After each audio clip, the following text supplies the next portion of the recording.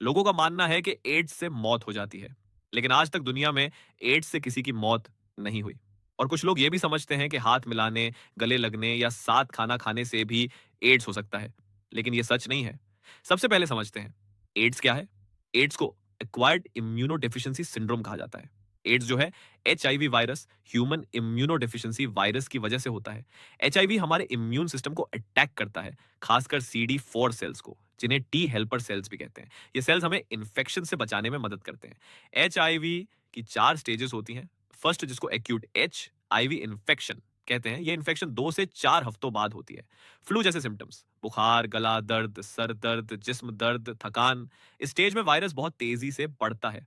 Second stage, जिसको chronic HIV infection कहते हैं, इसे एसिम्प्टोमेटिक स्टेज भी कहते हैं। सिम्टम्स कम या बिल्कुल नहीं होते, लेकिन वायरस धीरे धीरे CD4 सेल्स को नुकसान पहुंचाता रहता है।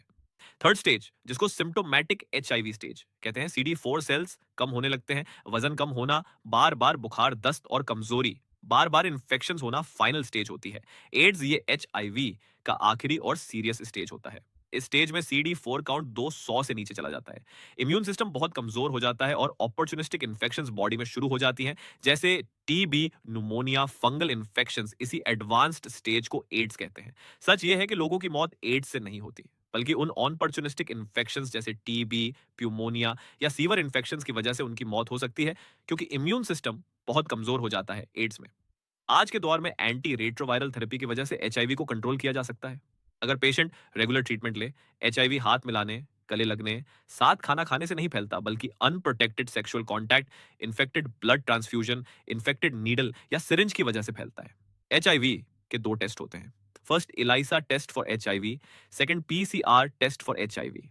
एड्स से लोग मरते हैं जब ट्रीटमेंट ना मिले या देर से डायग्नोस हो। लेकिन अगर वक्त पर टेस्ट हो जाए और प्रॉपर एंटी रेट्रोवायरल थेरेपी ली जाए, तो एचआईवी के साथ भी हेल्थी जिंदगी जी सकते हैं।